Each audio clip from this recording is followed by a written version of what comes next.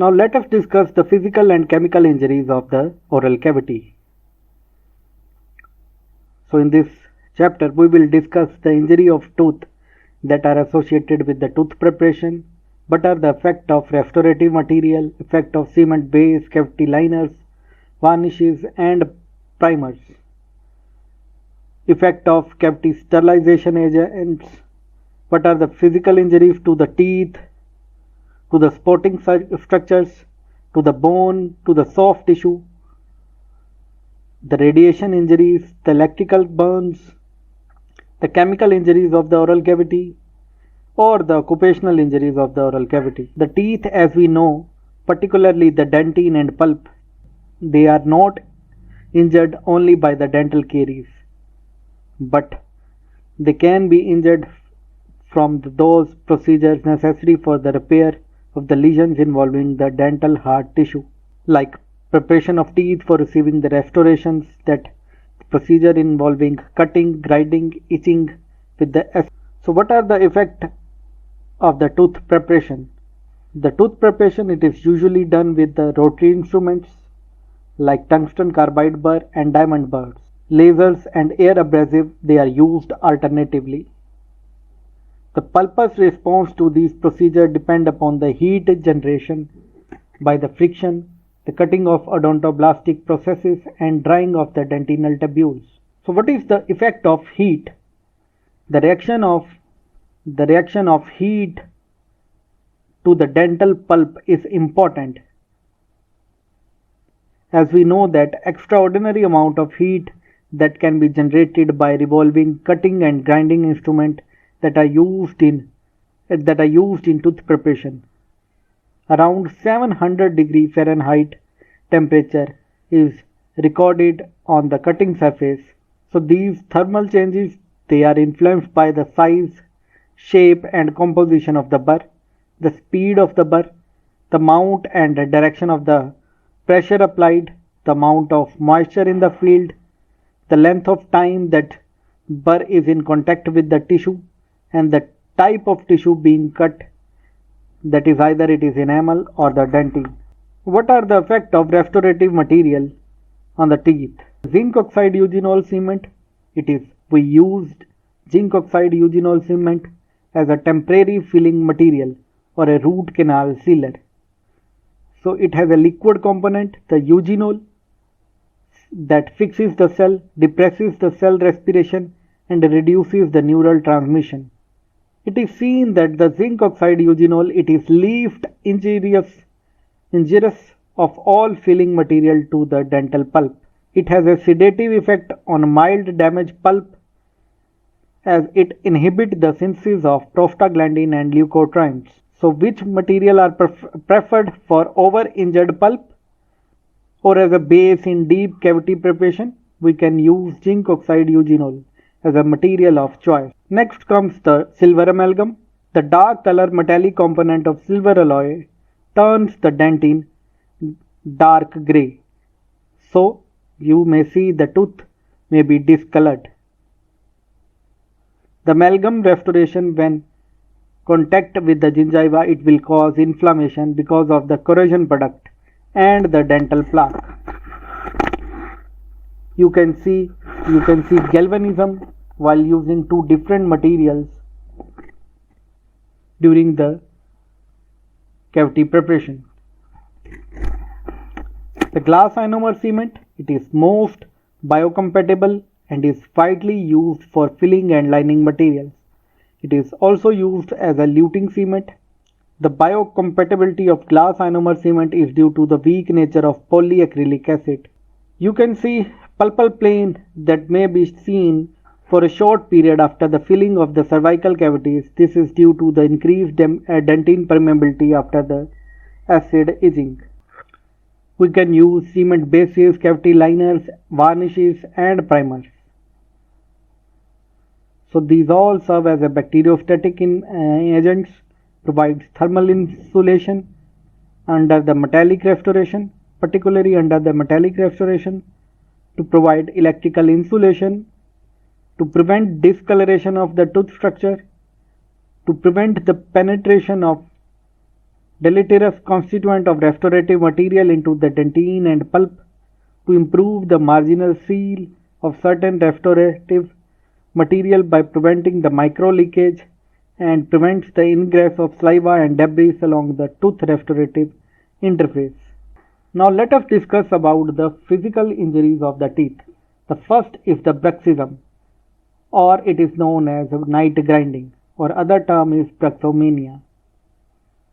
What is bruxism? Bruxism, it is defined as it is the habitual grinding or clenching of the teeth either during the sleep or during the waking hours.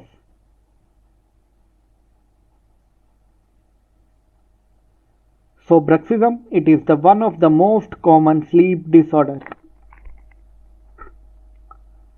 So what are the causes, what are the etiology of the bruxism?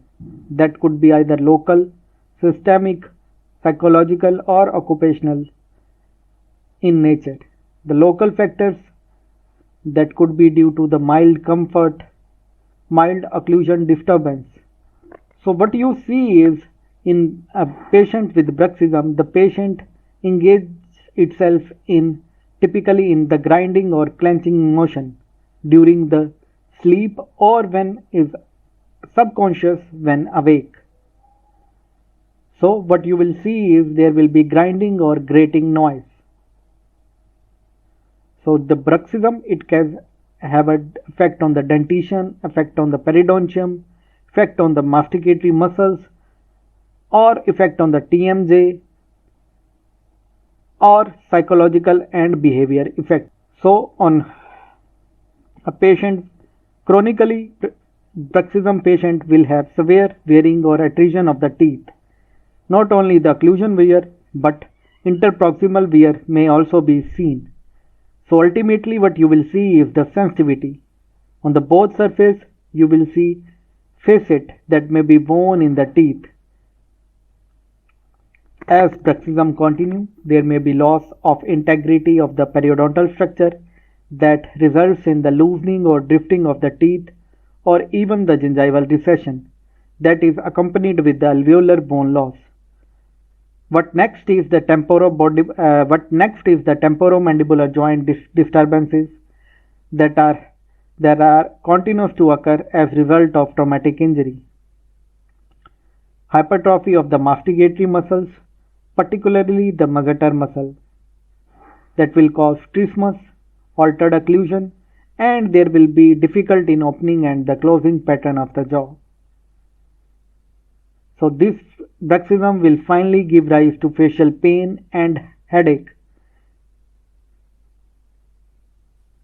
So if the underlying cause of the bruxism is emotional one, the nervous factor must be corrected. We can use removable splints that should be worn at night to immobilize the jaw or to guide the movement so that periodontal damage is minimum. Recently, it is seen that botulism toxin or the Botox has been successful in treating the grinding and clenching of the bruxism. So you will inject the Botox toxin into the masseter muscle that will weaken the muscle enough to stop the grinding and clenching activity. So if the disease is left untreated, you will see severe periodontal and or TMJ disturbances. What are the injuries to the sporting structure of the tooth? The first is the concussion. It is produced by injury that is not strong enough to cause serious visible damage to the tooth and the periodontal structures. On clinical examination, what you would see is the tooth may not be mobile or displaced from its original position. The crown will appear normal and patient will not feel any difference in the occlusion. The pulp that will give normal response to vitality test, but there is increased sensitivity of the tooth to the percussion from any direction.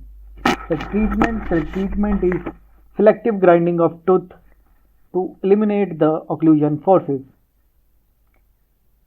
Subluxation. It refers to the abnormal loosening of tooth without displacement due to sudden trauma. The tooth is mobile and sensitive to percussion and occlusal forces. The rupture of periodontal ligament is generally seen by the bleeding at the gingival clavicular margin. Avulsion. What is avulsion? It is the dislocation of the tooth from the socket due to the traumatic injury. It can be either partial or total. Partial avulsion includes intrusion, extrusion, facial, lingual or palatal or lateral displacement. The avulsion it is accompanied by fracture of the alveolar bone. Partial avulsion it is managed by reposition of the tooth and stabilization with the splints. Completely avulsed tooth can be reimplanted in the socket. Tooth ankylosis it is the fusion between the tooth and the bone that occurs most commonly in the deciduous dentition and can be seen in permanent dentition. Ankylosis. So, if there is extensive area of the root involved, what you will see is there will be a dull muffled sound on the percussion rather than the normal sharp sound. So there is no treatment for the ankylosed teeth that will undergo root resorption in the course of time. Now let us discuss about the physical injury of the soft tissue. First is the linea alba. So what is linea alba? Linea alba it is a white line. It is a white line that is seen on the buccal mucosa. The white line seen on the buccal mucosa that is seen posteriorly at the level of the occlusion plane. So this figure represents the linea alba. So why it is caused? It is caused by physical irritation and the pressure that is exerted by the posterior teeth. So it is usually bilateral and pronounced in person who have clenching habit or history of the bruxism. So histological what you will see is hyperkeratosis and intracellular oedema of epithelium that is easily noticeable. Second is the toothbrush trauma. So toothbrush trauma that will occur to the gingiva and is produced by the toothbrush. So what you will see, it appears as whitish, reddish or ulcerative lesion or linear superficial erosion involving the marginal or attached gingiva of the maxillary canine and premolar region. So you can mistake this toothbrush trauma for the vasculobullous lesion or infectious lesion if the history is not taken correctly. Severe form of toothbrush injury, what you will note is the patient showing the clefting of gingival margin and can show the gingival recession. In the severe form, you will see notching of the tooth and loss of the alveolar bone. So patient can come and presents with the pain and the burning sensation. So this type of injury is generally caused by the faulty toothbrushing or rabid or aggressive practice of the cleanliness. Next can be toothpick injury. So this toothpick injury is result of overzealous oral hygiene practice. So it will involve the interdental gingiva. The treatment consists of medication to relieve the symptom and teaching the proper brushing technique or the flossing technique. Other is the traumatic ulcer. What is the other name of traumatic ulcer? Decubitus ulcer is the other name of the traumatic ulcer. The traumatic ulcer of the oral mucous membrane itself says that it is caused by due to some form of trauma. What could be the trauma? The injury that can be due to the biting the mucosa, the denture, the orthodontic appliance, toothbrush injury, exposure to the mucous membrane, or any sharp tooth or carious tooth that may injure to the mucosa by some external irritant. What is cotton roll injury? The cotton roll injury is common reaction when the dry cotton the roll is placed by the dentist while the treatment and is roughly removed and the mucosa adhering to it gets torn. So what are the common site of traumatic ulcer? They are most common on the lateral border of tongue, usually after the injury in which the patient severely bites the tongue. These ulcers are also seen. They are, however, more common on the buccal mucosa, on the lips, and occasionally on the palate. So, in the case of traumatic ulcer of tongue, that will resemble a close resemblance to the carcinoma. How will you manage the traumatic ulcer? So, the management of traumatic ulcer that consists of treating the symptoms. However, the ulcer will heal promptly when the irritant is removed. Next comes the traumatic ulcerative granuloma with stromal eosinophilia, or it is known as eosinophilic ulceration or traumatic granuloma. It is renamed by the word TUGSC that represents the eosinophilic ulceration from more aggressive lesions. So it is a reactive, benign, asymptomatic, self-limiting lesion of the oral mucosa. So it may resemble like a squamous cell carcinoma at the times and associated with the trauma. What is the pathogenesis of this disease? It is probably the T cell mediated.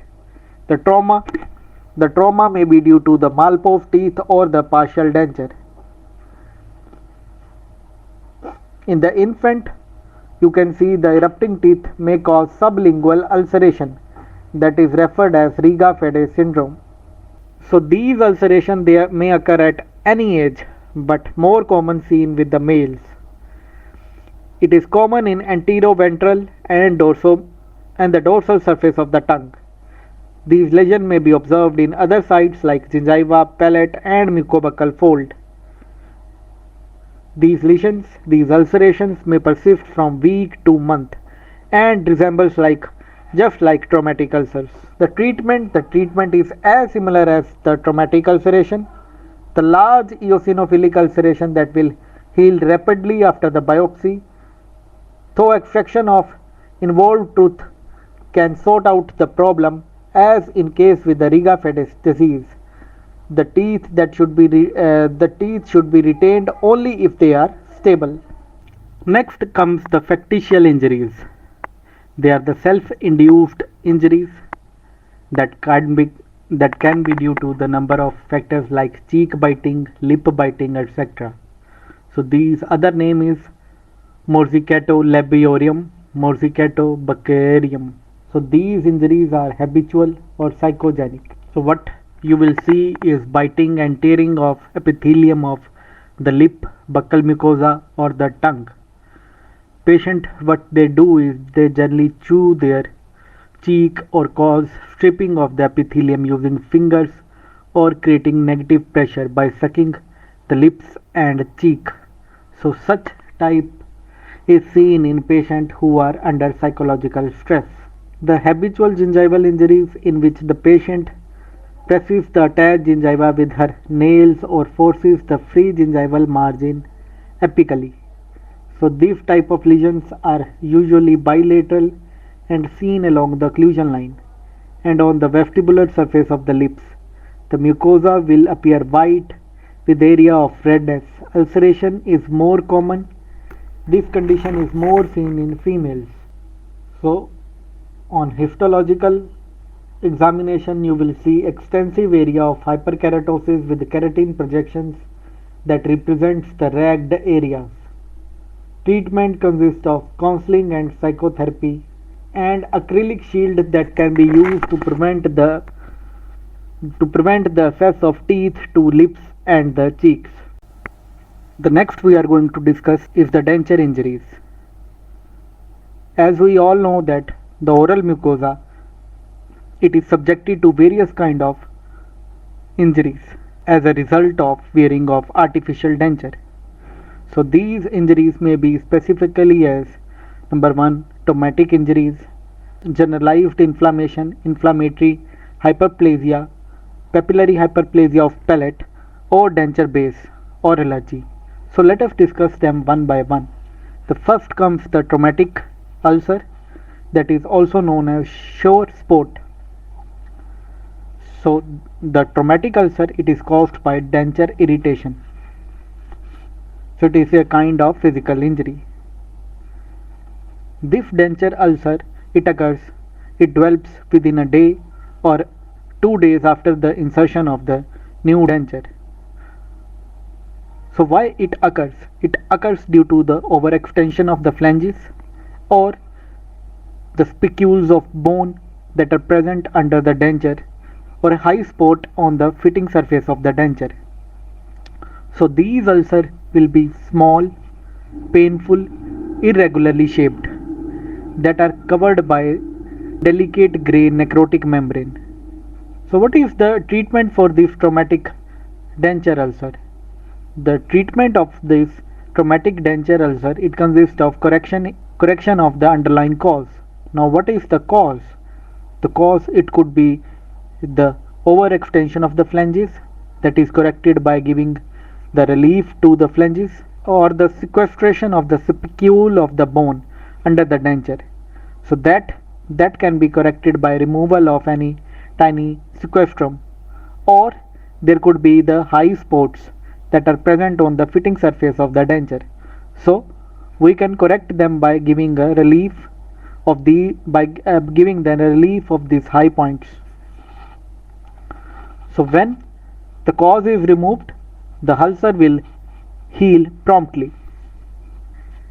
Second comes the generalized inflammation, that is the denture sore mouth or denture stomatitis. A denture sore mouth is an uncommon condition that occurs in patients who may or may not have a new set of denture. Some cases of denture sore mouth, they are related to the infection with the Candida albicans. So the poor denture cleanliness is associated with a severe inflammation. Other causes can be continual denture wearing, poor oral hygiene habit. Now what will be the clinical features? The denture beneath the mucosa will become extremely red, swollen, smooth and painful. Severe burning sensation may be seen. The redness of mucosa is rather sharply outlined and restricted to the tissue actually in contact with the denture. Now what comes under the treatment part? In the treatment part, you can give antifungal therapy. In the antifungal therapy, you can consider nystatin tablet that are allowed to dissolve in the mouth 3 times a day for 14 days. That will treat the denture stomatitis. With the nystatin powder can be placed on the fitting surface of the denture 3 times a day. That will give good result. In case the denture fits poorly, then the construction of new denture can be made. Third is the inflammatory hyperplasia. What is the other name of inflammatory hyperplasia? It is Epulis fissuratum or denture injury tumor. So in this disease, what you will see, a ill-fitting denture will cause hyperplasia of the tissue along the denture borders. So such hyperplasia of the oral mucosa, it will be not restricted to this location, but it may occur in many areas. So in the inflammatory hyperplasia, what you will see is that there will be the denture injury, that is due to the result of denture injury, and it is characterized by development of elongated rolls of tissue. As similar, you will see a development of elongated rolls of tissue in the mucolabial or mucobuccal fold, into which the denture flank that will conveniently fits. So this proliferation of tissue is usually slow in developing, and it could be the result of resorption of the alveolar ridge that could be the cause of ill-fitting denture and causing the elongated rolls of tissue in the mucolabial or mucobuccal fold area. So in the histological appearance, what you will see is excessive bulk of fibrous connective tissue that is covered by a layer of stratified squamous epithelium that may be of normal thickness or show acanthosis. Pseudoepithelomatous hyperplasia may be seen. Now, what is the treatment of this inflammatory fibrous hyperplasia? It should be surgically excised, and either a new denture shall be constructed or rebasing of the old denture shall be the treatment choice. If the denture is replaced or it is repaired, we will see that lesion will not reoccur. Next comes the inflammatory papillary hyperplasia,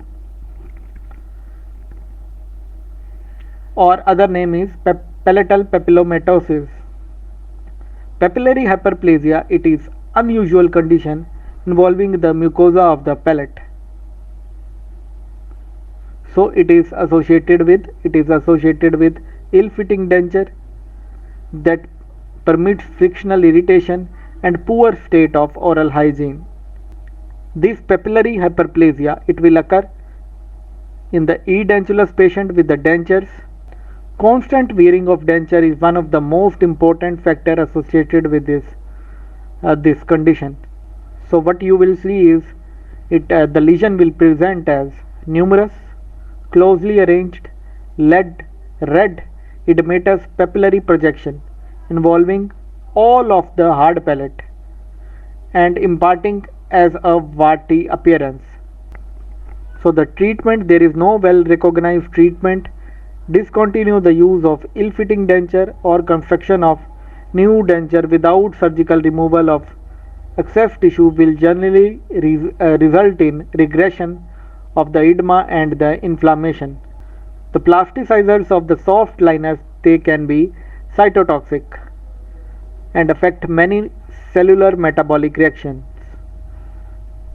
So a true allergy to denture based material, that is extremely rare, and this allergy that can be due to the sensitivity to the monomer that is both regular and self-curing type.